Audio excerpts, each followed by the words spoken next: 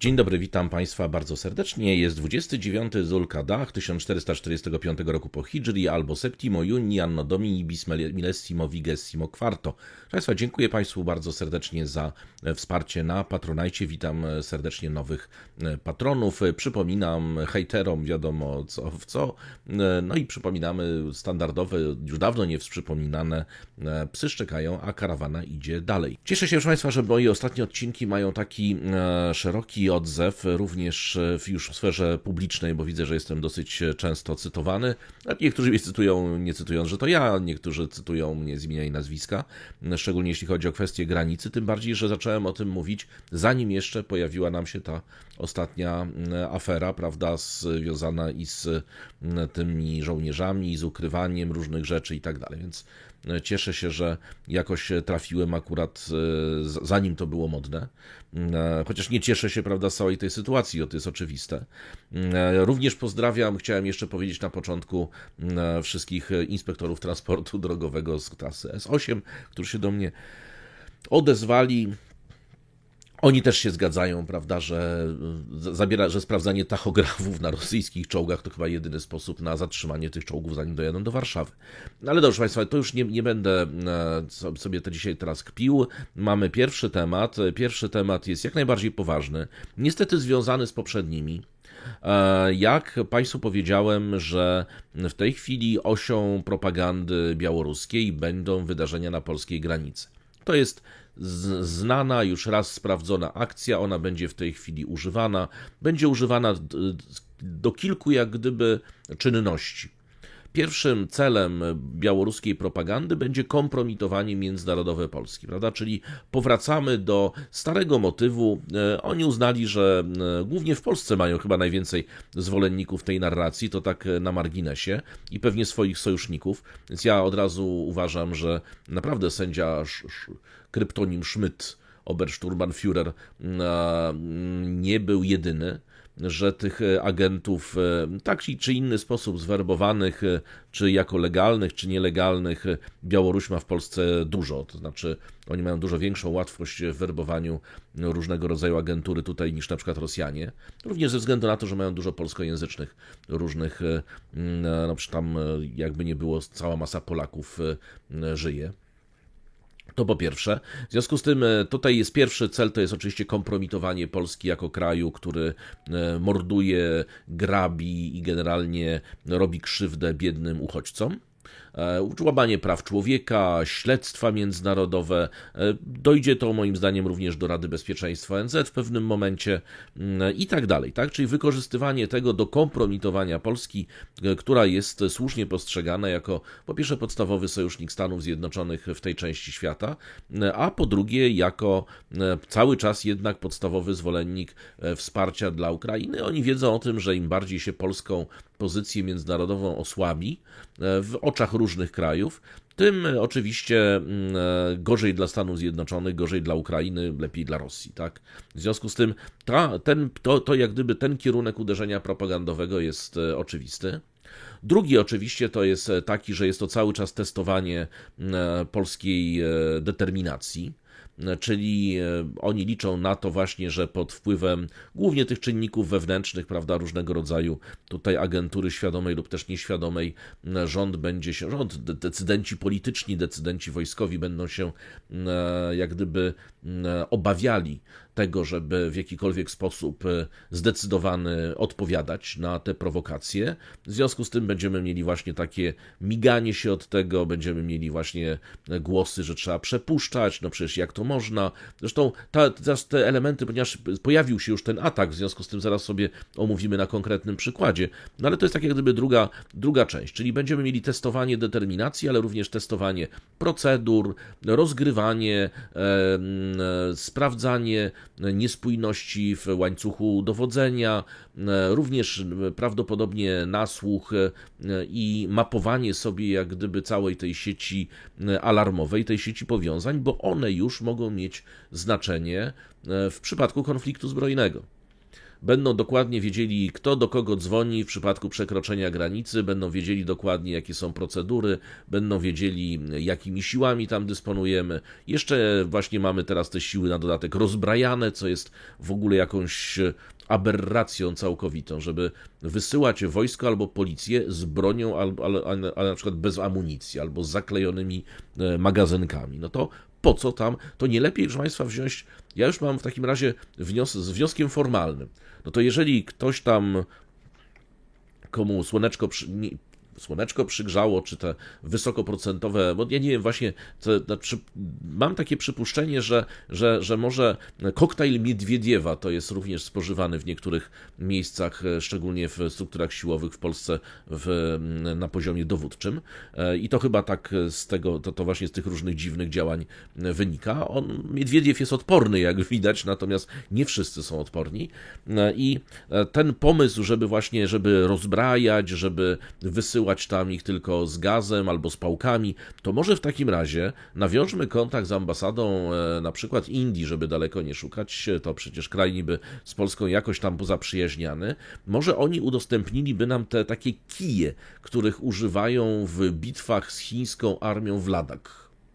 Ja widziałem te wideo, prawda, te kije to są takie dubinki, prawda, długości mniej więcej 2,5 metra i oni się tam, oprócz tego, że się obrzucają kamieniami, no ale tam jest też, to jednak tam tych kamieni jest dużo, więc nie trzeba im tego dowozić, ale mają właśnie takie długie kije do przeprowadzenia tych bitew granicznych. No, przynajmniej w coś będą uzbrojeni, co więcej, armia indyjska, jak widać, może nawet przeszkolić, prawda, w skutecznym używaniu. Proszę, ja chciałem przypomnieć, że w tych starciach potrafi ginąć nawet kilkudziesięciu żołnierzy obu stron. W związku z tym te kije nie są takie, że one tam że są niegroźne, wręcz przeciwnie. No w związku z tym to uzbrojmy w kije, prawda? A jeżeli nie da się inaczej, to po prostu pozwólmy sobie, żeby ci policjanci sobie coś wystrugali w tej Puszczy Białowieskiej. No, rozumiem, że w tym momencie zaraz pojawią się zwolennicy ochrony środowiska, którzy stwierdzą, nie, tutaj nie wolno się polskim policjantom bronić nawet samodzielnie wystruganymi kijami, no bo tutaj to prowadzą nielegalnie wycinkę, tak, albo coś takiego, więc takie głosy też się pojawią, jak się patrzy na niektóre idiotyczne komentarze, to każdy stand-up zostanie przebity przez to, co ludzie tam potrafią, szczególnie zaangażowani politycznie, wymyślić. No, to jest w każdym razie, to jest tak, że oni sobie jeszcze, więc wrócę może do tych Białorusinów. Białorusini na pewno, oczywiście wiadomo, że jest to zbierane nie tylko dla nich, ale przede wszystkim dla Rosjan, będą sobie mapowali to, co tam się dzieje na tej naszej granicy, po to, żeby wtedy, kiedy już dojdzie do prowokacji zbrojnych, a ja przewiduję, że takie prowokacje zbrojne mogą mieć miejsce, bo przecież przypomnijmy, wszyscy analitycy i połowa polityków w Polsce jeszcze kilka miesięcy temu wróżyli, że konflikt z Rosją jest nieunikniony, że do tego konfliktu dojdzie, no i właśnie za rok, za 2 lub za 3, to są 3 takie opcje, można sobie wybierać A, B, C. Zakłada się, że to będzie dokładnie północna Polska, zakłada się, że będzie to przede wszystkim przesmyk suwalski, bo konieczność połączenia Kaliningradu z Federacją Rosyjską, właściwie z państwem związkowym, więc przez Białoruś już traktowana jako część praktycznie Rosji, faktycznie bądź jeszcze nieformalnie. I to są dokładnie te tereny. W związku z tym oni będą dokładnie wiedzieli, jak wygląda łączność, jak wygląda rozmieszczenie jednostek, jak wygląda ten bałagan na granicy, który sami sobie fundujemy, bo to nie Białorusini nam fundują i tak dalej. No, jedyną naszą nadzieją, naszą najbardziej skuteczną bronią jest to, że za każdym razem, kiedy pojawiają się informacje, co tam polskie dowództwo albo władze nie wymyśliły w sprawie granicy, no to tam z tamtej strony parę osób ma szansę umrzeć ze śmiechu. W związku z tym to jest nasza najbardziej śmiercionośna broń. Po prostu takie rozśmieszanie. Ja też uważam, że jak na przykład zwrócił się chyba minister spraw zagranicznych do Łukaszenki, żeby śledztwo przeprowadził u siebie, to przecież to jest nieludzkie traktowanie. Przecież ten facet się tam zakrztusił ze śmiechu. Pewnie przez pół godziny mu nie mogli oddechu przywrócić, bo się tak musiał zapowietrzyć, jak się zaczął chichotać z tego, co Polacy wyprawiają, prawda? I jeszcze czego czego od niego żądają. To jest chyba, no ja rozumiem, że jeżeli taki był zamiar, no to tak, to jest technika asasynów, którą minister Sikorski poznał na pewno gdzieś tam na Khyber Pass na granicy pakistańsko-afgańskiej. No, to szapoba, prawda? W Chorasanie w każdym bądź razie, jeszcze w Alamut powinien być jako tam, gdzie skąd asasyni pochodzą. No dobrze, proszę Państwa, to żarty na bok, więc mamy tutaj rozpoczęcie tych działań propagandy i moim zdaniem one stanowią dopiero preludium do kolejnych etapów, które będą coraz groźniejsze. Kiedy zorientują się, że nasi nie odpowiadają, albo że ta odpowiedź jest słaba lub nie jest przesadzona, będą eskalowali to dalej. Tak, żeby doszło do prowokacji już zbrojnych, żeby policja i armia białoruska mogła biednych uchodźców bronić zbrojnie, tak? Żeby odpowiadała adekwatnie, żeby ostrzeliwała polskie posterunki i tak dalej. Znaczy, moim zdaniem to zmierza w tym kierunku. Znaczy, Białorusini dostali zadanie po raz kolejny od Putina prowokować Polskę i osłabiać ją jednocześnie, ponieważ będziemy mieli, proszę Państwa, założę, że tak będzie, no, to jest tak prosto, oni to już raz robili, więc dlaczego mieliby tego nie zrobić drugi raz, to jest bardzo skuteczne, że z jednej strony będzie prowokowanie Polski, a z drugiej strony będą komunikaty przesyłane na Zachód, pamiętajmy, kampania wyborcza w Stanach Zjednoczonych i będzie opowiadanie, Polacy po raz kolejny rozpoczęli II wojnę światową. Po raz kolejny próbują świat wciągnąć w konflikt, tak? Nie będziecie umierać za jakieś tam myszy kiszki, prawda, czy jakąś inną miejscowość sobie wymyślą. Akurat na Podlasiu są bardzo fajne nazwy, jakieś tam Ścibory, Pawłowięta i tak dalej. Więc wymyślą jakąś nazwę, albo w ogóle powiedzą, nie będziecie umierać za Przesmyk Suwalski, tak? Nie będziecie umierać za Białystok. Polacy tutaj prowokują, Polacy chcą wywołać III wojnę światową. I to będzie w tym kierunku zmierzało. Oni się cofnąć mogą. No i niestety ten scenariusz jest niekorzystny dla Polski, ponieważ Polska pozostaje w tym scenariuszu, przynajmniej na razie, stroną reaktywną. Co możemy zrobić? Możemy oczywiście temu przeciwdziałać, ale do tego potrzebna byłaby nam po pierwsze kontrpropaganda, czyli komunikaty. I to komunikaty wysyłane nie w języku polskim na konferencji prasowej w Koziej Wólce, prawda, gdzie ma się nadzieję, że głos Koziej Wólki zostanie przeczytany w stolicach całego świata, tylko głos, czyli komunikaty wydawane w wielu językach, w tym języku arabskim, w języku chińskim, tak? Czyli w takich językach, które są później podawane dalej, jak gdyby tłumaczone dalej w różnych państwach, na przykład tych tak zwanych niezaangażowanych, tak żeby była przynajmniej drugi przekaz. Pamiętajmy, no Sputnik, prawda, chodzi praktycznie we wszystkich językach. Rosjanie, Białorusini mają bardzo rozbudowaną sieć różnych współpracujących dzienników w różnych krajach, również krajach arabskich. No, będziemy mieli oczywiście próbę budowania, że to jest islamofobia, no wtedy się z Kurdami im nie udało, znaczy trafili na nie tą grupę, no ale teraz mamy już Afgańczyków, prawda, Irańczyków jeszcze na dodatek, którzy tam się pojawiają, w związku z tym na tej granicy, w związku z tym może im się uda w tym kierunku. To jest jak gdyby pierwszy zestaw rzeczy, które będą robili. No i będą próbowali oczywiście prowokować starcia zbrojne. Co do tego nie mam najmniejszej wątpliwości. Właśnie po to, żeby straszyć Polską, tak? Żeby mówili Amerykanom, Amerykanie, zobaczcie, dalszy sojusz z Polakami, dalsze stacjonowanie amerykańskich wojsk na terenie Polski oznacza wciągnięcie was w wojnę. To jest taka druga Ukraina praktycznie, tak? Czyli nagle stajecie się stroną konfliktu, którego nie wy wywołujecie ten konflikt. Wydaje mi się właśnie, że można temu przeciwdziałać po pierwsze dobrze skonstruowaną propagandą, której Polska zupełnie nie potrafi robić, w związku z tym nie sądzę, żeby się nagle nauczyła. To wymaga podjęcia decyzji finansowych na poziomie 10 000 złotych miesięcznie, w związku z tym to jest nie do przeprowadzenia tak przez rok czy też przez 2, bo powiedzmy sobie, prowadzenie propagandy w danym języku, żeście Państwo wiedzieli, na przykład na portalu newsowym w danym języku, na przykład w języku chińskim, no to jest 2 tłumaczy na etacie, to jest około 10 000 złotych. W związku z tym miesięcznie, więc to już jest kwota, która nie przekracza zdolności państwa polskiego czy polskiego MON-u. Już nie mówiąc o MSW, to już całkowicie. No oczywiście 2 języki to jest 20 tysięcy złotych. To też, żebyście Państwo wiedzieli, o jakich kwotach mówimy. Oczywiście są tacy, którzy mogą to i za 20 milionów zrobić, prawda? No ale takie są kwoty rzeczywiste. To się liczy około 10 tysięcy złotych na jeden język przy portalu newsowym, który produkuje co najmniej około 10 informacji, 10 artykułów dziennie. To jest więcej niż robią niektóre duże portale, nawet mówię oczywiście o nowych informacjach, a nie tam kopiach z Reutersa czy skądś. No dobrze, proszę Państwa, to jest jak gdyby jedna sprawa i druga sprawa, to jest niestety, ale to jest ta kwestia odstraszania, czyli to musi być tak, jeżeli się wysyła wojska zmechanizowane na granicę, no to to ich celem nie jest dostarczenie przeciwnikowi za darmo wozów, na które sobie zdobędzie i wsiądzie i pojedzie na Warszawę, tylko wysyła to się po to, żeby te wozy były gotowe do strzału, żeby te wozy były gotowe nawet do wtargnięcia na drugą stronę, jeżeli ta druga strona będzie próbowała wtargnąć na naszą.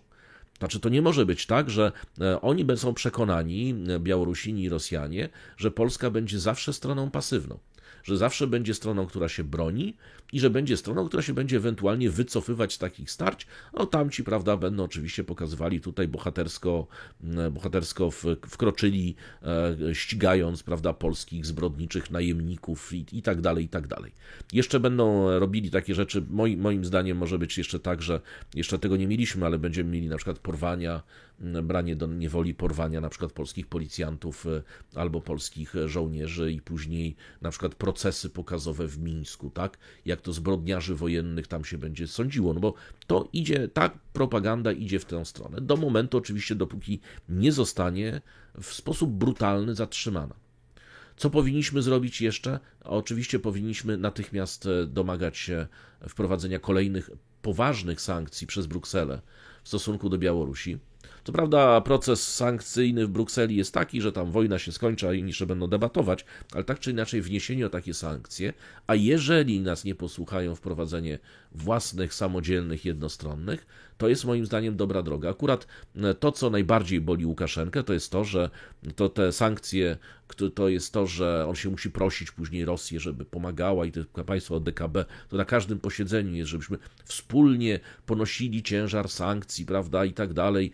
I jak widać, dzięki współpracy udało nam się tego, prawda, ten ziemniak karbowany już jest dostępny nawet w Kazachstanie, więc rozwijamy współpracę międzynarodową i tak dalej, prawda, więc, że jesteśmy w stanie przeciwdziałać tym sankcjom. Te sankcje ich bolą i to bolą bardzo mocno, powinny ich boleć po każdej takiej prowokacji jeszcze bardziej. Jeżeli dojdzie do kolejnych prowokacji, jeżeli oni będą je dalej prowadzili, jeżeli ambasador Białorusi w Warszawie nie odpowie, albo ich MSZ nie odpowie w sposób adekwatny, to możemy ograniczyć stosunki dyplomatyczne, zerwać te stosunki. To nas akurat niewiele kosztuje, tak? Białoruś nie jest państwem przyjaznym, właśnie przez te prowokacje graniczne udowadnia, że jest państwem wrogim, jest państwem napastniczym i tak powinna być w tym momencie traktowana. No dobrze, to teraz przechodzimy po moich krótkich poradach, tak, jako wujek dobra rada, dla rządzących, których oni i tak nie posłuchają, oni są teraz zajęci tym, żeby się jak najszybciej, jak w największej liczbie uciec do Brukseli, bo tam po pierwsze dobrze płacą, po drugie jest daleko od spraw polskich, a po trzecie daleko od granicy białoruskiej, więc tym lepiej. No ale teraz co mówi białoruska propaganda o Polsce? Otóż, proszę Państwa, według białoruskiej propagandy polskie siły bezpieczeństwa brutalnie pobiły i porzuciły 5 uchodźców na granicy z Białorusią. Otóż w regionie Kamieńca białoruska Straż Graniczna znalazła 5 migrantów z Iranu i Afganistanu. Od razu Państwu powiem, że tutaj będzie niespójność komunikatu, ale to zaraz zobaczycie. Odnotowano, że wszyscy byli bici, wyczerpani i prosili o pomoc. Na miejsce wysłano natychmiast grupę dochodzeniowo-śledczą. Migranci powiedzieli śledczym, że jadą przez Polskę do Niemiec, na granicy zostali zatrzymani przez uzbrojonych Polaków, ich rzeczy osobiste i odzież zostały zabrane. Następnie przez 3 dni, uwaga, polscy ktoś, prawda, czyli ci uzbrojeni Polacy kopali przez 3 dni, bili pałkami i rozpylali im w twarz gaz łzawiący. Ponadto siłą otwierali usta i pryskali do środka gazem pieprzowym. Więc ja widziałem oczywiście zdjęcia tych migrantów, w związku z tym, jeżeli, bo białoruska propaganda jest do tego stopnia mało subtelna, że po prostu zrobiła zdjęcia, no to jeżeli tak ktoś wygląda po 3 dniach bicia pałkami, traktowaniem gazem i tak dalej, to znaczy, że to są ludzie po prostu niezniszczalni, bo śladów żadnych na nich tam nie było widać, już szczególnie ten gaz powinien być opuchnięci, coś takiego. Tutaj zero, no ale wiecie Państwo, to radziecki człowiek żelazny, w związku z tym tutaj gazy im różne nie straszne. Agencja śledcza białoruska podkreśliła, że migrantom udzielono pomocy medycznej. Przestępcze, to cytuję dosłownie, przestępcze działania polskich najemników zostały szczegółowo udokumentowane. Ich okrucieństwa zostaną poddane zasadniczej ocenie prawnej. No, czekamy na chór polskiej agentury, znaczy białoruskiej agentury polskojęzycznej w Polsce, żeby podchwycić ten komunikat.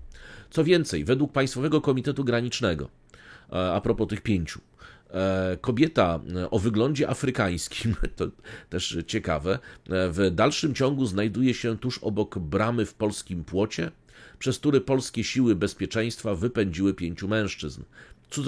Cudzoziemka nie mówi po angielsku i nie chce przejść po stronę białoruską. Ja się dziwię, przecież Białoruś jest tak cudownym krajem, mlekiem, miodem płynącym. Kartoffelführer, dobry, ciepły człowiek, prawda, mądry przywódca, geniusz Karpat, Nestor żubrów w Białowieży i tak dalej.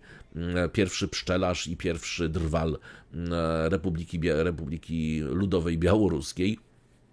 Ja się dziwię, że ona nie chce wracać. Może jest rozdarta, tak? Tu zachód, tutaj wschód, tak. No w każdym razie znajduje się bezpośrednio przy płocie na terytorium Polski, za granicą. Białoruska Straż Graniczna nie może jej udzielić żadnej pomocy. Natomiast polskie siły bezpieczeństwa ignorują obecność cudzoziemca i nie przeprowadzają niezbędnych procedur, w tym opieki medycznej. Otóż Komitet Graniczny Państwa, czyli białoruskiego, oświadcza, że fakty celowego narażania bezbronnych osób na niebezpieczeństwo po raz kolejny dowodzą, że inicjatywa polskich władz utworzenia tzw. strefy buforowej na granicy polsko-białoruskiej ma na celu ukrycie przed opinią publiczną dowodów okrucieństwa i rażących naruszeń praw człowieka. I to, proszę Państwa, właśnie będzie taka narracja od tej pory aż do większej eskalacji, tak? Kiedy te większe grupy będą przerzucane. Na razie te grupy są, jak widać, nie są aż tak liczne jak wtedy w Kuźnicy Białostockiej, ale to nie jest jeszcze koniec, bo do tego samego chóru, oczywiście ja zaznaczam, ja nagrywam ten odcinek 7 czerwca rano, w związku z tym prawdopodobnie będziemy mieli kolejne elementy tej układanki pojawiające się później, no ale wiadomo, to dopiero w kolejnym odcinku mogę powiedzieć. Ale już użyto Wunderwaffe Kartoffelführera, który w tej chwili posiada rzeczywiście znakomitą broń tajną, Sonderkommando Schmidt, który to zechciał się w tej samej sprawie wypowiedzieć, przy czym on jak gdyby, ponieważ on się wypowiada na Telegramie, natomiast to widać, że to nie on pisze, chyba że jest tak biegle rosyjsko- i białoruskojęzyczny nagle się zrobił, co też nie jest wykluczone, proszę Państwa, no, człowiek musi sobie tylko przypomnieć, jak człowiek tyle czasu był nielegałem w Polsce, prawda, to teraz jednak to tak chwilę trwa, zanim się oswoi znowu z tym sałem, prawda, wódką, kartoflami i tak dalej, więc musi się dojść do siebie, więc coraz lepiej na pewno mówi i pisze po rosyjsku. Także, wiecie Państwo, zresztą jeżeli ktoś oglądał 17 dni wiosny, to tutaj mamy ewidentnie 18, tak, Sztyrlic, prawda, pułkownik Isajew, tak, to się czasami trochę myli. Więc już teraz pułkownik Isajew w każdym bądź razie nasz, czyli Obergefreiter Schmidt, pisze w tej chwili coś takiego. Nieodpowiedzialna i agresywna polityka polskich władz jest przyczyną cierpień i śmierci wielu osób. To podaje oficjalnie, prawda, białoruska Biełta. Polskie siły bezpieczeństwa w dalszym ciągu pozbywają się uchodźców, wrzucając już pobitych i wycieńczonych ludzi na terytorium Białorusi, pisze Obergefreiter Schmidt. Sami Polacy są oburzeni okrucieństwami na granicy. Temat jest szeroko omawiany w polskich zasobach internetu. Określenie zasoby internetu sugeruje, że tu przemawia już pułkownik Isajew. Żel pieprzowy wylewa się na twarz i usta. Tutaj polskie siły bezpieczeństwa pobiły, brutalnie porzuciły uchodźców na granicy z Białorusią. To są takie wtręty, prawda, z linkami u niego do artykułów na Biełcie. Polski dysydent zauważa, przemoc rodzi przemoc. Dziś tematem tym żyją wszystkie polskie media i politycy. Stan zdrowia żołnierza, który został dźgnięty nożem przez uchodźcę, jest bardzo poważny, jest on w stanie śmierci klinicznej. Treść najnowszego wpisu na portalu społecznościowym minister obrony narodowej Władysława Kośniaka-Kamysza poinformował, że mężczyzna zmarł w szpitalu. Informuje Obergefreiter Schmidt. Dziś żandarmi wyprowadzają żołnierzy w kajdankach. Prokuratura wojskowa stawia im zarzuty, że bezpodstawnego otwarcia ognia do uchodźców. Tutaj podkreśla, polski dysydent pisze dalej, strzały padły przez płot graniczny, zdarzenie zostało nagrane kamerą. To wszystko sprawia, że politycy opozycji wzywają do dymisji ministra obrony narodowej i prokuratora generalnego, ale nie z powodu strzałów, ale działań żandarmerii i prokuratury. Jednocześnie minister obrony narodowej ucieka przed konferencją prasową z powodu niewygodnych pytań, a prezydent Duda zwołuje na poniedziałek Radę Bezpieczeństwa Narodowego. Działaczka społeczna jakaś tam opowiada, jak polska służba, w rozmowie z Onetem opowiada o tym, jak polska służba graniczna, a to warto powiedzieć, tak, bo tutaj Białorusini ją cytują jako autorytet, czyli Maria Zlonkiewicz albo Złonkiewicz, nie wiem, to ja ten tekst mam po rosyjsku, w związku z tym, bo po rosyjsku piszę oczywiście, jak Obergefreiter Schmidt też, więc nie wiem, jak się prawidłowo wymawia. W rozmowie z Onetem rano opowiada o tym, jak polska służba graniczna bije i torturuje uchodźców.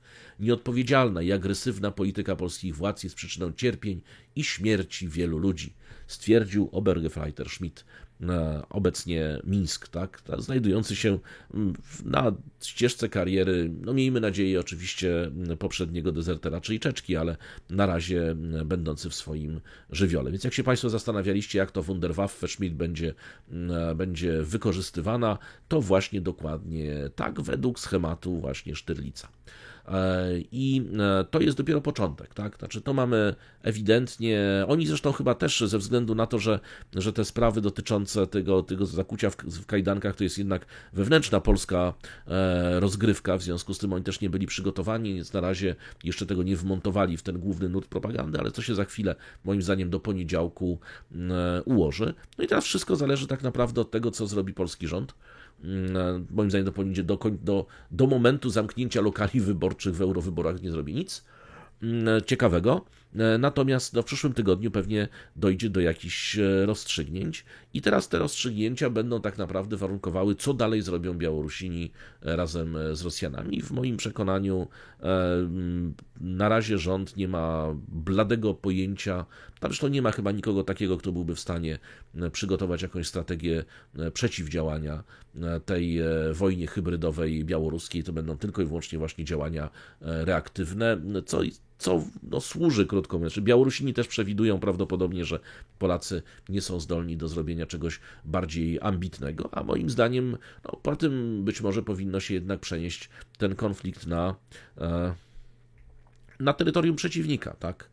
Jeżeli Łukaszenko będzie próbował destabilizować Polskę przy pomocy działań swojej agentury i swoich dywersantów, których będzie przerzucał przez granicę, to może powinniśmy zastanowić się nad pilną odpowiedzią tym samym. Co prawda nie wiem, ilu tam będzie takich chętnych, którzy nagle zaczną się przedzierać na stronę białoruską i prosić o azyl. Nie wiem, czy znajdziemy taki 30-40 tysięcy. Może się tylu znajdzie.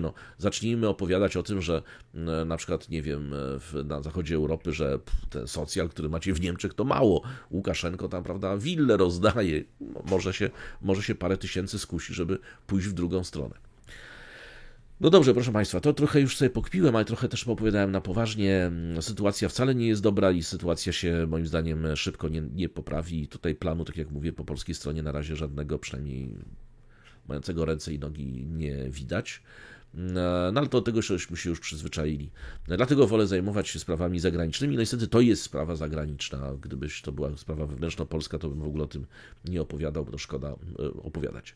Proszę Państwa, mamy temat drugi. Temat drugi jest tematem o tyle ciekawym, ponieważ od wielu dni to jest temat dotyczący Francji i tego, że Francja wysyła broń, wysyła samoloty do Kijowa.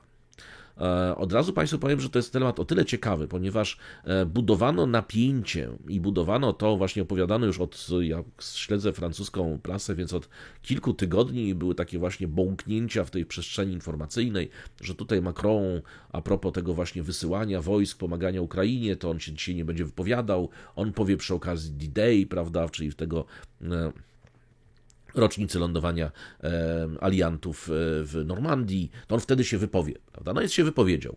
Otóż wypowiedział się, ponieważ powiedział właśnie, że wczoraj, że wyśle, czy przekaże, sprzeda, wyśle, odda, to jest, jak znając Francję, na pewno sprzeda, myśliwce Ukrainie.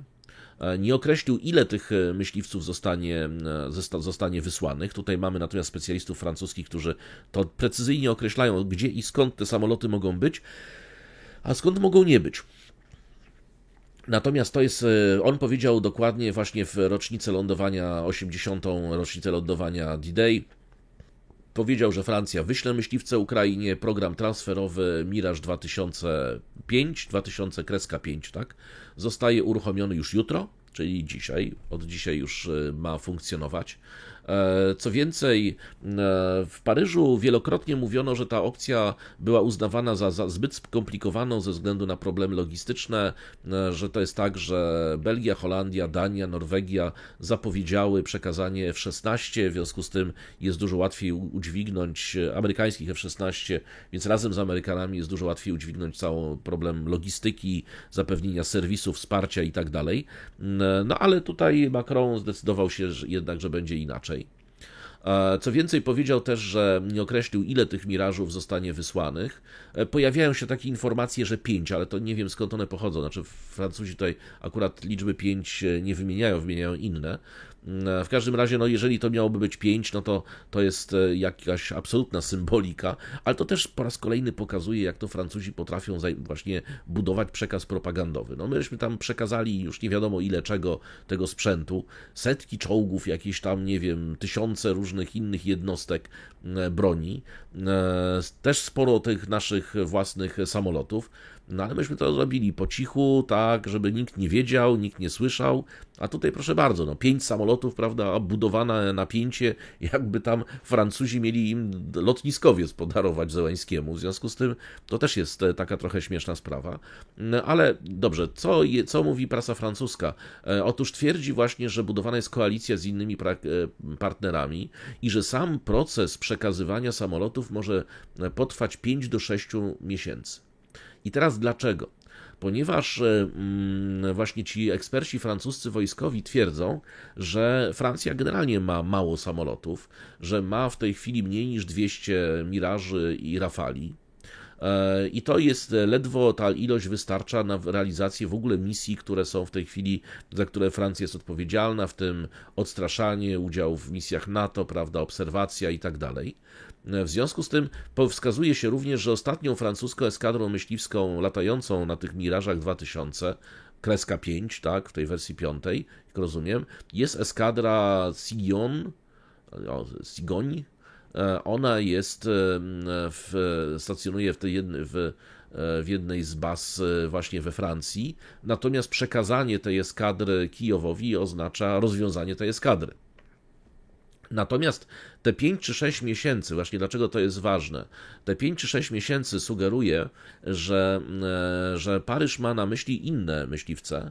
Otóż to ma na myśli te, które znajdują się w rękach Kataru i to jest ich, zdaje się, kilkanaście, chyba 15 czy coś koło tego.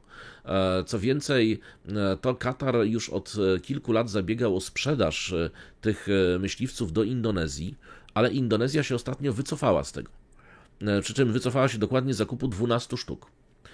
I to jest tak za 700 milionów euro. I to jest tak, że prawdopodobnie te samoloty z Kataru trafią na Ukrainę, to jest też ciekawe.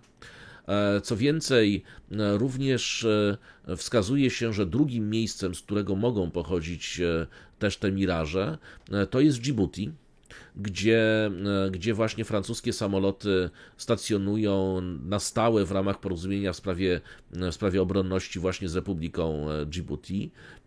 One tam kontrolują nie tylko przestrzeń powietrzną, ale również patrolują Morze Czerwone i również chronią przed piratami. Co więcej, więc to jest tak, że prawdopodobnie stamtąd mogą również pochodzić kolejne samoloty, więc to nie będzie tak, że to będzie tylko 12 czy 5. Ich może być zdecydowanie więcej. A generalnie to jest tak czy inaczej, siły zbrojne francuskie planowały w ogóle zakończyły ten program Mirage 2000 i w ogóle wymiana całkowita jest przewidywana do roku 2029, więc być może właśnie to jest okazja do zakupu nowocześniejszych myśliwców i pozbycia się tych starych.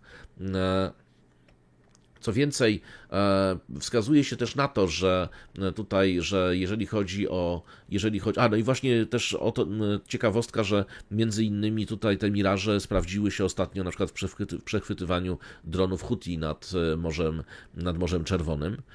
I co jest jeszcze ważnego, to że Francuzi tutaj pokazują, że Mirage 2000, ze względu na to, że to jednak nie są nowe samoloty, a może nawet zaryzykować sformułowanie, że nie nowe, w związku z tym to nie są samoloty, które są zdolne do rażenia celów na terytorium Rosji, czy jakichś rajdów tam gdzieś na Moskwę.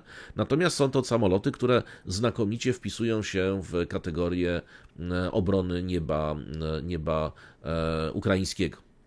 Jest ciekawostka natomiast, tutaj mówią coś takiego ci francuscy eksperci. Mirage 2000-5 to samolot skonfigurowany do obrony powietrznej i walki powietrze-powietrze, a nie do ataków na Rosję, ale wyraża chęć Francji zapewnienia Ukrainie rzeczywistych defensywnych zdolności powietrznych, podczas gdy Kijów znajduje się naprawdę w niedobrej sytuacji w tym obszarze. Natomiast co jeszcze powiedział właśnie ciekawostka Macron, co jeszcze pisze francuska prasa?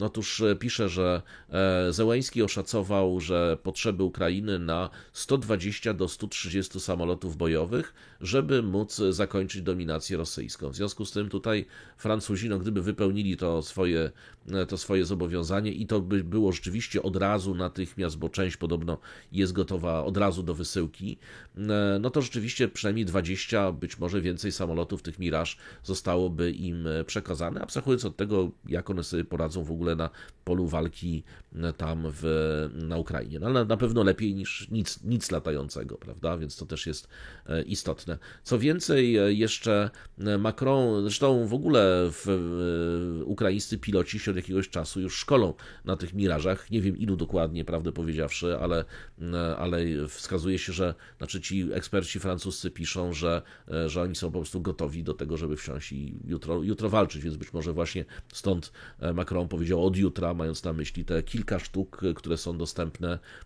od razu, a być może też rozwiąże tę eskadrę swoją własną, żeby mieć pretekst też do natychmiastowych zamówień już samolotów nowoczesnych. Macron ujawnił też, że celem Francji jest wyszkolenie około brygady ukraińskich żołnierzy, natomiast nie powiedział, czy to będzie jakiś nowy ośrodek szkoleniowy, czy też oparcie się na istniejących już w Polsce i we Francji systemach, które do tej pory w ramach tych, jak twierdzą Francuzi, w ramach tych projektów szkoleniowych wyszkolono już około 10 000 ukraińskich żołnierzy. No ale tutaj właśnie Macron odpowiedział na pytanie dziennikarza, kwestię szkoleń na Ukrainie jakby kontraktują Ukraińcy, czy zapotrzebowanie zgłaszają Ukraińcy, współpracujemy z naszymi partnerami, dlaczego mielibyśmy to wykluczyć. Natomiast od razu też wskazano we francuskich komunikatach, że wysłanie ewentualnych zachodnich instruktorów bezpośrednio na Ukrainę budzi mieszane opinie, zwłaszcza wśród sojuszników. Także tak, zapowiedzi jakichś wielkich sił francuskich, które miałyby wkroczyć na Ukrainę, na razie nie ma, natomiast jest zapowiedź pilnego przekazania samolotów i prawdopodobnie generalnie pozbycia się samolotów Mirage wersji 2000-5. Tam jeszcze się wspomina o tym, że również być może tych 2000-D, czyli jakiejś nowocześniejszej wersji. Natomiast, że to będzie również takim impulsem do unowocześnienia, takiego gwałtownego unowocześnienia również tej floty powietrznej francuskiej, uzupełnienia, jeżeli to, co tam mają w tej chwili, ma polecieć na Ukrainę. Więc tak na tym polega właśnie ta inicjatywa francuska. Zobaczymy, co się będzie działo dalej. I oczywiście mamy temat trzeci. Temat trzeci, no to mamy w takim razie reakcję Rosji. Co Rosja robi w reakcji na te komunikaty? Rosja aresztuje obywatela Francji oskarżonego o zbieranie informacji wojskowych. Rosyjskie media państwowe zidentyfikowały podejrzanego jako Laurenta Vinatiera, pracownika Szwajcarskiego Centrum Budowania Dialogu Międzynarodowego. Komitet Śledczy Rosji to taki organ jak na Białorusi, tylko rosyjski. To jest organ ścigania prowadzący dochodzenia w sprawie przestępstw. Stwierdził, że obywatelowi Francji postawiono zarzut niezarejestrowania się jako zagraniczny agent podczas zbierania informacji o rosyjskiej armii, co może zostać wykorzystane do podważenia bezpieczeństwa Rosji i jest to karane, tak jak pisze rosyjska prasa, karą do 5 lat więzienia. Tutaj pokazano w internecie dostępny film, możecie Państwo, ja nie mogę go tutaj umieścić, bo zaraz się do mnie YouTube przyczepi, natomiast możecie Państwo poszukać na Twitterze, jest 2 zamaskowanych agentów organów ścigania, którzy podchodzą do mężczyzny w kawiarni i prowadzą go do furgonetki. Rosyjska Państwowa Agencja Informacyjna TASS zidentyfikowała właśnie podejrzanego. To Centrum Dialogu Humanitarnego to jest to organizacja mieszcząca się nad brzegiem Jeziora Genewskiego, która zajmuje się rzekomo w mediacji między walczącymi rządami, które mają niewiele oficjalnych kanałów dialogu. To jest organizacja, między innymi starała się pomóc w mediacjach w konflikcie między Rosją i Ukrainą. Tutaj ta organizacja ma świadomość, że ten Vinatier, który był zatrudniony jako doradca, został zatrzymany, no ale w tej chwili nie ma więcej szczegółów, jak mówi przynajmniej ta organizacja. To jest tak, że ten pan Vinatier, jak Państwo sobie wejdziecie, na przykład pisze się Vinatier. On ma profil na LinkedInie, w związku z tym on zajmował się Rosją, Ukrainą, innymi krajami dawnego Związku Radzieckiego. Między innymi zajmował się projektowaniem procesów dialogu, ułatwianiem spotkań, tworzeniem sieci kontaktów z państwami, do których trzeba dotrzeć i jest generalnie specjalistą z doświadczeniem w regionie byłego Związku Radzieckiego. No, czyli jak to zwykle w różnych NGO-sach, no właśnie. Amerykański NGOs wiadomo, prawda, to wiadomo, żeby raportował do Langley, ten tutaj nie wiadomo do kogo jeszcze. W każdym razie ten Komitet Śledczy Rosji zarzucił, że aresztowany obywatel Francji przez lata zbierał informacje na temat rosyjskiej armii i omawiał zebrane materiały z kontaktami poznanymi podczas wizyt w Moskwie. Przypomina się właśnie, że zatrzymanie następuje bezpośrednio po tym, jak władze znowu francuskie poinformowały, że aresztowały 26-letniego weterana armii rosyjskiej, urodzonego na Ukrainie, podejrzanego o posiadanie ładunków wybuchowych, które miały być używane przeciwko francuskiemu sprzętowi wojskowemu przeznaczonemu na wysyłkę na Ukrainę. Czyli po prostu sabotażysty. Tutaj również przypomina się, że wśród zachodnich więźniów przetrzymywanych w Rosji jest Ewan Gershkovich, to jest 32-letni reporter Wall Street Journal, któremu zarzucono szpiegostwo, czemu oczywiście Stany Zjednoczone oraz Journal stanowczo zaprzeczają. Tutaj przypomina się, że ta akcja przeciwko akurat temu Francuzowi może mieć podwójne znaczenie, no bo z jednej strony wiadomo, prawda, Macron teraz główny wróg, zresztą jemu się to chyba zmieniło wtedy, kiedy ostatecznie zrozumiał, że Putin nie odbiera jego telefonów, no ale również chodzi o Szwajcarię, ponieważ 15 czerwca Szwajcaria będzie gospodarzem tej słynnej konferencji w sprawie wojny na Ukrainie, konferencji nazywanej nazywany konferencją pokojową. No oczywiście Rosja jako strona konfliktu nie została zaproszona, co też pokazuje, że to po prostu będzie konferencja poparcia dla Ukrainy, prawda, czy też dyskusji na temat ukraińskiej wizji zakończenia tego konfliktu, więc pokojowa to na pewno nie będzie. No przynajmniej nie doprowadzi do pokoju, to wiemy. Natomiast no, Rosji się to oczywiście nie podoba i to krytykuje to pod... Każdy praktycznie polityk rosyjski przy każdej ostatnio okazji właśnie krytykuje tę konferencję, więc być może to też jest taki rodzaj przypomnienia, że Szwajcaria jednak jest krajem neutralnym, prawda, i nie powinna stawać po żadnej ze stron konfliktu. Rosjanie tak w cywilizowanych krajach wysyła się listy, noty, Rosjanie wysyłają w ten sposób informacje, to i tak lepiej niż na Bliskim Wschodzie, bo jak Państwo wiecie, na Bliskim Wschodzie, prawda, jak się dostaje telefon, jakiś decydent, to ma tam opcje, prawda, SMS, MMS, rakieta. No to, albo dron, prawda, no, wyślijmy rakietę, prawda, błyskawiczna wiadomość do drugiej strony, no druga strona, prawda, sobie myśli, dobra, to ja odpowiadam dronem, dywersant i 2 samochody pułapki. O, to będzie dopiero odpowiedź, prawda? Zamiast emotikonów, to tak mają w telefonach, to po prostu wbudowane, nic się na to nie poradzi. No dobrze, proszę Państwa, odchodzimy teraz od tematów rosyjsko-spiskowych i przechodzimy do tematów arabsko-spiskowych, czyli krótko mówiąc, przechodzimy do ważnego komunikatu dotyczącego Arabii Saudyjskiej i zwiększenia mocy wydobywczych ropy. Otóż Arabia Saudyjska oficjalnie, zgodnie z komunikatem, zwiększy moce wydobywcze w ciągu najbliższych 3 lat, co oświadczył minister energii. Zwiększy te zdolności wydobywcze w latach 2025-2027, a następnie w roku 2028 powróci do obecnego poziomu, czyli 12,3 miliona baryłek dziennie. To jest w przemówieniu na Międzynarodowym Forum Ekonomicznym w Petersburgu. Książę Abdulaziz bin Salman powiedział, że OPEC i sojusznicy zwani też łącznie jako OPEC+, mają możliwość wstrzymania lub też odwrócenia wzrostu wydobycia. Powiedział tak: dostosowaliśmy moce produkcyjne z 13 milionów baryłek dziennie do 12 milionów baryłek dziennie, ale w 2025 roku będziemy mieli do czynienia ze stopniowym wzrostem. Większy wzrost będziemy mieli w latach 26-27, a następnie w 2028 powrócimy do produkcji na poziomie 12,3. Dodał, aby zwiększyć wydajność na przestrzeni lat, należy mieć jasną ścieżkę dotyczącą sposobu produkcji tych wolumenów. Nie oznacza to jednak tego, co ludzie obecnie mówią, że OPEC Plus zmienia się z podmiotu ustalającego ceny w podmiot walczący o udział w rynku. Metodologie zastraszania nie sprawdzają się w przypadku OPEC Plus.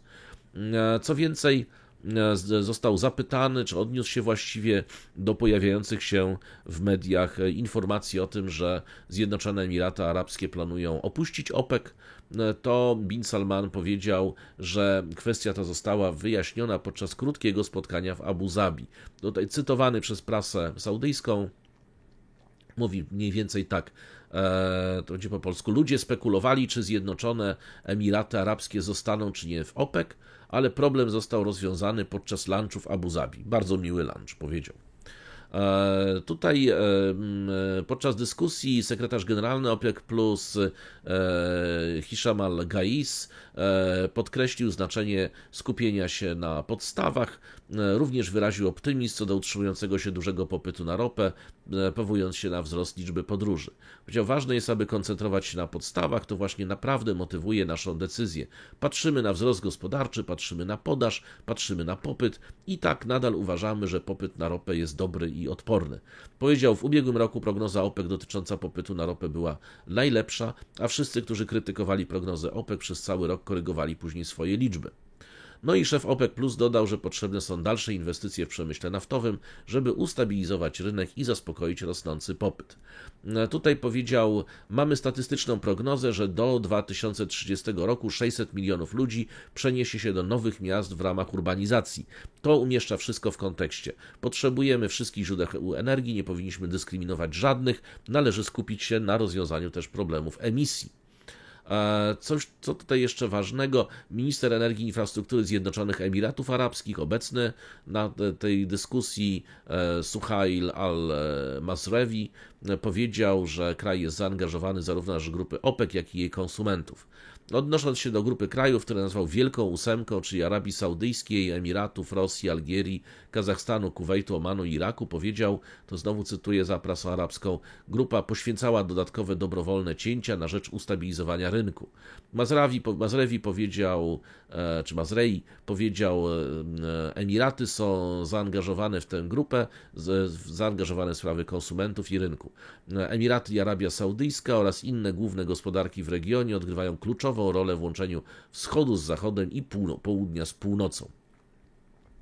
Mówił coś również właśnie wicepremier Nowak, rosyjski, prawda, premier Rosji, powiedział, że światowy sektor energetyczny jest wrażliwy na wahania, ale ma zdolność do samorównoważenia. Powiedział też, naszym celem jest bezpieczne zapewnienie wystarczających dostaw na rynki wewnętrzne oraz zapewnienie dostaw energii na rynki w wystarczającej ilości. Powiedział też, że Rosja w maju w dalszym ciągu ograniczała wydobycia ropy na mocy porozumienia z partnerami OPEC+.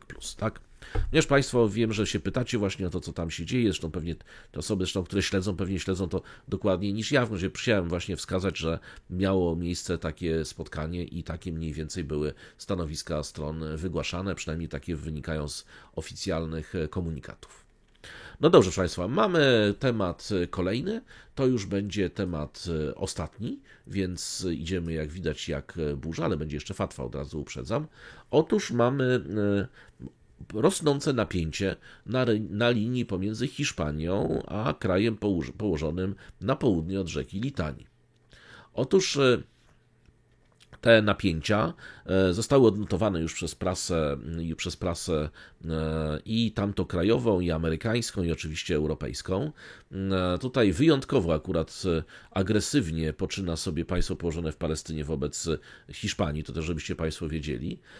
Otóż Hiszpania uznała państwowość palestyńską, co wyjątkowo rozgniewało ministra spraw zagranicznych kraju położonego na zachód od rzeki Jordan, do tego stopnia, że tam zaczął wygrażać, zresztą zaraz sobie zacytujemy, jak zaczął wygrażać i co zaczął opowiadać, co spowodowało, że Hiszpania w takim razie dołączyła się jest taka procedura, że można się przyłączyć do pozwu przed Międzynarodowym Trybunałem Sprawiedliwości. Otóż przyłączyła się do pozwu po stronie Republiki Południowej Afryki przeciwko państwu położonemu w Palestynie. O co ta sprawa, to wiemy, prawda, jest to sprawa o człowiekoeliminację. I ja uwielbiam tą nową mowę, prawda, to jest rzeczywiście to rykoświstąkanie, prawda, i paradyzja zaidla w jednym. Otóż to jest tak, że Pedro Sánchez po uznaniu przez Hiszpanię państwowości palestyńskiej spotkał się w Madrycie z Mohamedem Mustafą, czyli z szefem MSZ-u Autonomii Palestyńskiej oraz z kilkoma również ministrami z Bliskiego Wschodu.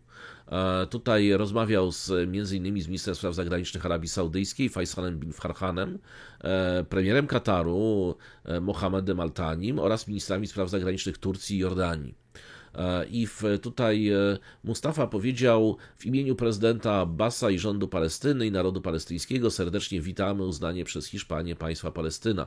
To uznanie wzmacnia naszą determinację, aby kontynuować walkę o sprawiedliwy i trwały pokój. Zresztą Irlandia, Norwegia i Słowenia, prawda, również dołączyły, ale nie w tym samym dniu akurat do Hiszpanii. Natomiast minister spraw zagranicznych, który ma wdzięczne nazwisko Katz, ksywa Hangover, wysłał wściekłą, bezpośrednią wiadomość skierowaną do Sancheza, w której napisał, cytuję: Humus, dziękuję wam za wasze usługi. Również tam zamieścił filmik na Twitterze, na którym przełącza się między zdjęciami tancerzy flamenco, a scenami właśnie ataku humusu z 7 października. Co więcej, cytuję, otóż Katz powiedział jeszcze, że Hiszpania bierze udział w podżeganiu do ludobójstwa na Rzymianach i do zbrodni wojennych. Co więcej, nazwał wicepremier Hiszpanii Yolandę Díaz antysemitką, po tym jak zakończyła ona przemówienie hasłem, jak wiemy, odwróćmy to, bo to hasło też jest tropione przez algorytm, w związku z tym nazwijmy to od cieku wodnego do stałego, słonego, wielkiego zbiornika wodnego, tak? Ciek wodny, słodkowodny. Prawda? Chodzi oczywiście o Jordan i chodzi o Morze Śródziemne. Otóż no, pan Katz powiedział, że w związku z tym wicepremier Hiszpanii jest antysemitką. To oczywiście to jest hasło, które nawiązuje do granic mandatu brytyjskiego, palestyńskiego, który rzeczywiście do 1948 roku wyznaczał terytorium, no właśnie mandatu, prawda, palestyńskiego. Co więcej, Katz jeszcze napisał, bo to jeszcze nie koniec. Jest rok 2024. Dni inkwizycji dobiegły końca. Ja bym nie był pewien, prawda? Nikt się nie spodziewał hiszpańskiej inkwizycji. Dziś naród rzymski ma suwerenne i niepodległe państwo i nikt nie będzie nas zmuszał do zmiany religii, ani zagrażał naszemu istnieniu. Tym, którzy nas krzywdzą, my w zamian skrzywdzimy ich. I to wszystko do Hiszpanii, rozumiecie państwo? Więc tam już odpał jest no, pełnoskalowy. Więc co więcej, państwo położone w Palestynie nakazało Hiszpanii, a dokładniej mówiąc hiszpańskiemu konsulatowi w Jerozolimie, wstrzymanie usług dla Palestyńczyków na okupowanym zachodnim brzegu w ramach działania karnego, prawda, w ramach represaliów. I to jest tak, że w odpowiedzi na to konsul hiszpański tutaj rzeczywiście miał swój dzień i miał inwencję, bo on tak, to jest oczywiście to jest na filmie, więc możecie Państwo sobie ten filmik znaleźć. O takim dużym spokojem powiedział, zaraz powiem co powiedział, a czego nie dokończył w tym zdaniu, ale wszyscy wiedzieli o co chodzi. Powiedział, że konsulat Hiszpanii w Jerozolimie istnieje od 1850 roku na długo przed tym, zanim tutaj powstało państwo położone w Palestynie. Rozumiecie Państwo, że to, czego nie dopowiedział i będzie tutaj długo, jak już tego państwa nie będzie, tak? Więc to oczywiście znowu rozścieczyło rząd Likudu. Co więcej, no właśnie po tym działaniu jeszcze odwetowym w stosunku do konsulatu Hiszpania ogłosiła, że przyłącza się do sprawy właśnie Republiki Południowej Afryki przed Międzynarodowym Trybunałem Sprawiedliwości i jest zresztą pierwszym krajem europejskim, krajem NATO, który poparł tę sprawę. Sanchez powiedział, to historyczna decyzja, ma jeden cel, a mianowicie pomoc Palestyńczykom i Rzymianom w osiągnięciu pokoju. No generalnie to jest tak, że również naciski ze strony skrajnie lewicowej partii oraz sama kampania wyborcza, która tam też jest prowadzona, rzeczywiście miała wpływ na to, że ten proces został bardzo mocno przyspieszony. Tutaj no, skutki krótkoterminowe są znaczące, natomiast rozpoczęcie takiej bijatyki z Hiszpanią, która nie może być ignorowana z całą pewnością, również z punktu widzenia, wiecie Państwo, praktycznego. No przypomnijmy, że chociażby przewodnictwo socjalistów i demokratów, jak na razie przynajmniej w Parlamencie Europejskim, tej frakcji, leży po stronie Hiszpanii, prawda, i hiszpańskich socjalistów. W związku z tym to nie jest tak, że sobie można tak na Hiszpanię pohukiwać jak na Polskę, bo tutaj Parlament Europejski, co prawda, nie jest wszechwładny, ale ma sporo instrumentów, w tym na przykład zerwanie albo zawieszenie, czy wezwanie do zawieszenia i wsparcie przez frakcje parlamentarne do zawieszenia umów gospodarczych z państwem położonym w Palestynie może się skończyć tym, przypomnijmy jeszcze, że jednostronne sankcje wprowadziła również Turcja i wiele innych krajów, no nie handluje z państwem położonym w Palestynie, nawet jeżeli nie wprowadziło sankcji, więc to może poważnie uderzyć już w nadszarpniętą gospodarkę. No, czy, krótko mówiąc, Kongres amerykański będzie musiał jeszcze więcej pieniędzy pompować w tamto państwo, co oczywiście w coraz większym stopniu jednak jest dyskomfortowe dla polityki takiego państwa, bo ona jest już całkowicie w tym momencie niesamodzielne. No tak to, krótko mówiąc mamy w tej chwili uznanie, chociaż przypomniano, że tak naprawdę od 1975 roku, czyli od obalenia Franco, wszystkie rządy hiszpańskie wspierały prawo Palestyny do posiadania własnego państwa, państwowości, natomiast to jest pierwszy rząd, który to rzutem na taśmę zrobił, no i właśnie to wywołało taką gigantyczną wściekłość aż irracjonalną, prawdę powiedziawszy, tego ministra spraw zagranicznych, bo te właśnie wzmianki o inkwizycji, jakieś głupawe filmiki, też to montowane ewidentnie przez jakiegoś hobbystę, no pokazują, że tam już nerwy puszczają całkowicie. Natomiast przepychanka z Hiszpanią, jeszcze znaczy może doprowadzić do tego, że się za chwileczkę ktoś jeszcze przyłączy do kolejne kraje Europy Zachodniej, nawet takie, które do tej pory były temu mocno niechętne. Ach, właśnie, proszę Państwa, to jeszcze nie był ostatni temat, to był temat przedostatni. Mam jeszcze temat jeden, to jest temat manewry chińskiej marynarki wojennej. Otóż to jest marynarka wojenna Chin, będzie krótki temat, natomiast warto to znowu odnotować, ponieważ tamte napięcia na Morzu Południowochińskim a przede wszystkim napięcia między Chinami i Filipinami, jak to ładnie mawiają Chińczycy, wkraczają na kolejny poziom, tak? Podnoszą się, oni mają ci dyplomaci, jak Państwo wiecie, chińscy mają taki lewarek i jak się z kimś spotykają, zawsze podnoszą stosunki na wyższy poziom. No więc tutaj eskalacja też się podnosi na coraz wyższy poziom. Marynarka wojenna chińska przeprowadza właśnie kolejne manewry morskie na Morzu Południowochińskim, wprost mówiąc, że są związane z prowokacjami filipińskimi. Notabene przy tej ilości manewrów i przy tej ilości ćwiczeń to jest to marynarka, która tam chyba w ogóle nie przybija do brzegu, bo tam co 15 sekund mają jakieś wielkie manewry związane z kolejnymi prowokacjami, odstraszaniem i tak dalej. Jak nie Tajwan, to Filipiny. Więc ci marynarze będą tak wyszkoleni, że chyba nikt nie będzie tak wyszkolony jak oni. W każdym razie tutaj zgodnie z komunikatem chińskim siły obrony granic morskich Chińskiej Armii Ludowo-Wyzwoleńczej stacjonujący w Najda-Kwando, zwanym również jako wyspy Nansha na Morzu Południowochińskim, przeprowadziły ćwiczenia morskie w związku z powtarzającymi się prowokacjami ze strony Filipin. Podczas ćwiczeń łódź patrolowa wyposażona w karabin maszynowy na dziobie płynęła z dużą prędkością, wykonywała manewry taktyczne, w tym zawracanie małym promieniu. Jak wynika z raportu chińskiej telewizji, na pokładzie znajdowało się 8 członków personelu marynarki wojennej uzbrojonych w lekką broń, w tym karabiny szturmowe QBZ-95 z granatnikami jako w pasażerze. Wiecie Państwo, tak się odstrasza, prawda? My też możemy zrobić manewry w Zatoce Gdańskiej, żeby odstraszyć tych nachodźców w Białowieży. Podczas ćwiczeń żołnierze wydali ustne ostrzeżenie niezidentyfikowanemu statkowi za pośrednictwem otwartego kanału radiowego, zbliżając się do celu. Niezidentyfikowany statek, tu chińska marynarka wojenna, zbliżacie się do naszego poligonu wojskowego, proszę wyrazić swój zamiar i natychmiast opuścić ten region.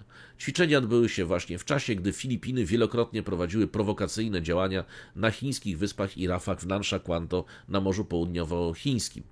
Analitycy twierdzą, chińscy oczywiście, że takie posunięcia naruszyły suwerenne bezpieczeństwo, integralność terytorialną Chin oraz zaszkodziły pokojowi i stabilności na Morzu Południowochińskim. Filipiny wykorzystywały łodzie i małe statki lub rzucały towary w celu przeprowadzenia tzw. misji zaopatrzeniowych w ramach ruchów mających na celu trwałe zajęcie chińskich wysp i raf, więc w chińskich ćwiczeniach wykorzystano także małą łódź patrolową, która ma wyjątkowe zalety takie jak wysoka mobilność i elastyczność w postępowaniu z filipińską taktyką. I tutaj natomiast właśnie wskazano, że z tego powodu zamiast większego okrętu wojennego użyto właśnie łodzi patrolowych. Przypomniano też, że niedawno filipiński personel nielegalnie uziemnionego okrętu, wpłynął na mieliznę, więc jak można legalnie wpłynąć i osiąść na mieliznę. Wrenai Jiao wycelował broń w pracowników organów ścigania chińskiej Straży Przybrzeżnej. W tym kontekście, jak czytamy w komunikacie chińskim, ćwiczenia w pełni uzbrojonego personelu marynarki wojennej PLA mogły również służyć jako przygotowanie na wypadek niebezpiecznego scenariusza. Tak? No i mamy właśnie, to jest z komunikatu chińskiego, tak właśnie Chińczycy próbują odstraszać Filipińczyków. wysyłając do anonimowych obiektów komunikat w języku chińskim. Powstaje pytanie, kto z tych Filipińczyków tam zna język chiński. Dobra, że to są manewry chińskie, ale tak jak Państwu, ja dlatego też o tym Państwu mówię, ponieważ tam naprawdę na tym Morzu Południowochińskim to jest praktycznie, nie ma dnia bez takiego komunikatu. Nie ma dnia bez tych kolejnych prowokacji. To się w pewnym momencie, już jakiejś statystyki, to się musi po prostu skończyć jakimś rozstrzygnięciem pewnie siłowym i pewnie tak się zakończy. No dobrze, proszę Państwa, mamy jeszcze jeden, to już skończyliśmy tematy podstawowe, mamy natomiast fatwę. Ponieważ bardzo wiele osób widzę, że spekuluje, opowiada i generalnie mówi różne dziwne rzeczy na temat islamu i wieprzowiny, tak? Więc musimy najpierw sobie ustalić islam, wieprzowinę, a potem islam i te wszystkie opowieści o kulach i o opryskiwaniu świńską krwią, czy jakimś tam wieszaniu fragmentów już nie nadających się, niespożywczych, tak, świniny na drutach, czy tam na płocie, że to ma odstraszyć. Przyciągnie muchy, prawda, odstraszy komary być może, więc to i tak dalej. Natomiast to jest oczywista bzdura, no ale jest do tego oczywiście podstawa. Po pierwsze jest sprawa wieprzowiny, tutaj macie Państwo, zacytuję Państwu prawdziwą fatwę, tak. Chwała Allahowi, wieprzowina jest haram i nie wolno jej jeść, niezależnie od tego, czy jest to mięso, tłuszcz, czy jakakolwiek inna część, ponieważ Allah mówi, zabronione wam dla pożywienia są martwe zwierzęta, krew, mięso świń, tak? Al-Majda 5:3.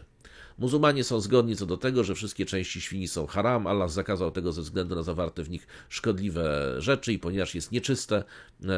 Tutaj i znowu mamy cytat z Koranu. Powiedz o Muhammadzie: nie znajduję w tym, co zostało mi objawione, niczego, co byłoby zabronione temu, kto chce to zjeść, chyba że jest to majtah, czyli martwe zwierzę, lub przelana krew, bo przez zabicie lub podobne, lub mięso wieprzowe, bo to z pewnością jest nieczyste. To znowu Al-An'am 6:145.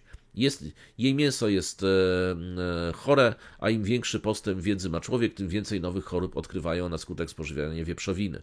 Muzułmanie powinni trzymać się z daleka od miejsc, w których spożywa się to obrzydliwe mięso, aby nie zjeść niczego bez świadomości. Jeśli chodzi o zmywanie, i teraz tutaj to jest już istotny element fatwy, o zmywanie talerzy wystarczy je dobrze umyć czymkolwiek, co pozwoli pozbyć się brudu z tego mięsa.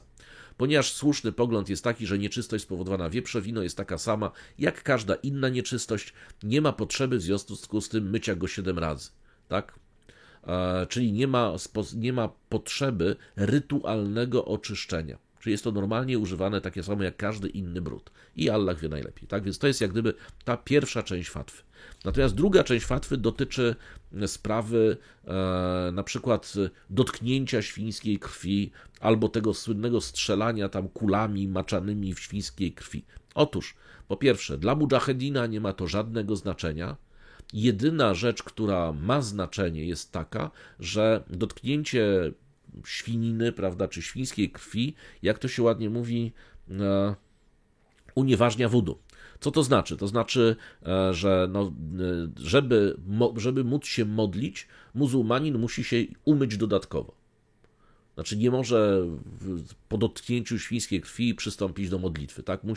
Musi się umyć. Pamiętajmy, że może to być, że mycie może być nie tylko wodą, ale może być na przykład pyłem, piaskiem, prawda, jeżeli jest w podróży. W związku z tym to jest całe znaczenie. Nie ma żadnego więcej głębszego. Tak jak właśnie nawet czytałem takie prześmiewcze trochę interpretacje, gdzie właśnie, bo tam pytano się właśnie dokładnie o te kule w świńskiej krwi, więc co taki muzułmanin, czego nie może zrobić, jak zginął od kuli, która została umoczona w świńskiej krwi, więc nie może przystąpić do modlitwy, ale nie przystąpi do modlitwy, bo już nie żyje, prawda, poza tym jeżeli jest mudżahedinem, to i tak już jest oczyszczony z grzechów, siedzi po prawicy Allaha, prawda, jest w dżannach, prawda, z 72 góry i tak dalej. W związku z tym to jakby nie ma absolutnie żadnego znaczenia. Więc to wszystko są bajki i to więcej, to te bajki świadczą o ignorancji tych, którzy te bajki rozpuszczają. Znaczy każdy muzułmanin, który umie czytać albo słuchał chociażby takich fatw dotyczących świniny, wie o tym, że to jest jedyna rzecz. Czyli dotknięcie czegoś nieczystego Wiecie Państwo, tak jak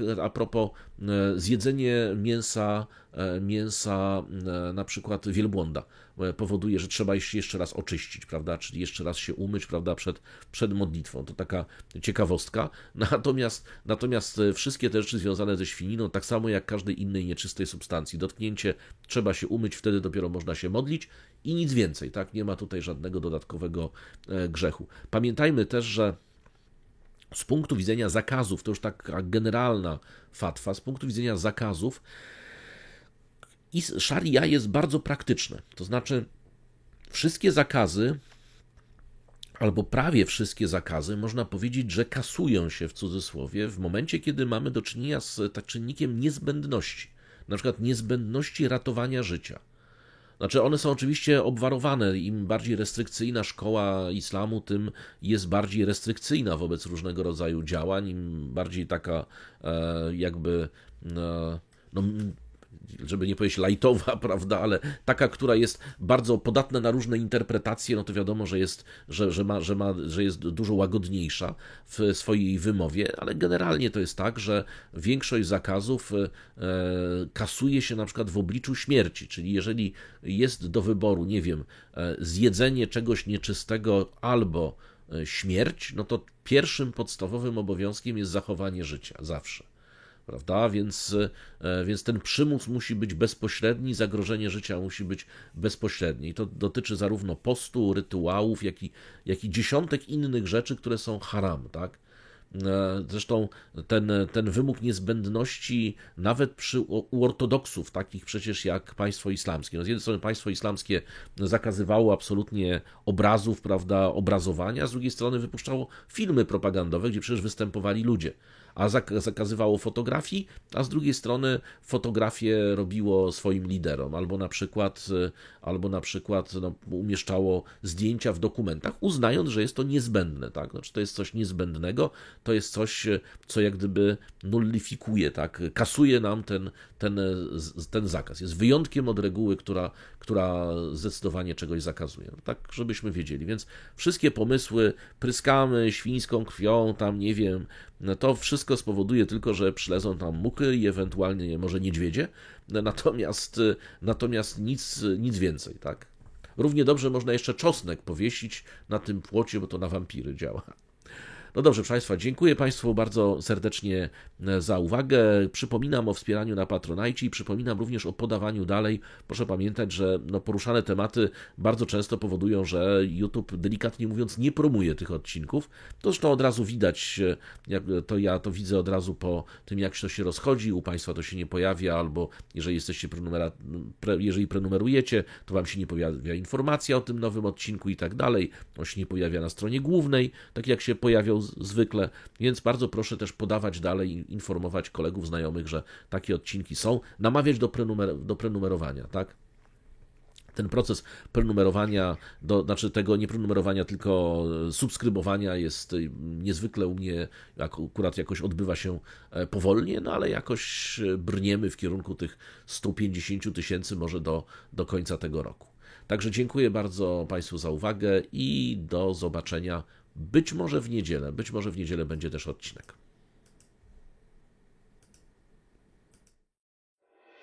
Last night, U.S. military forces carried out a series of airstrikes in Syria. 外部势力干涉台湾事务的。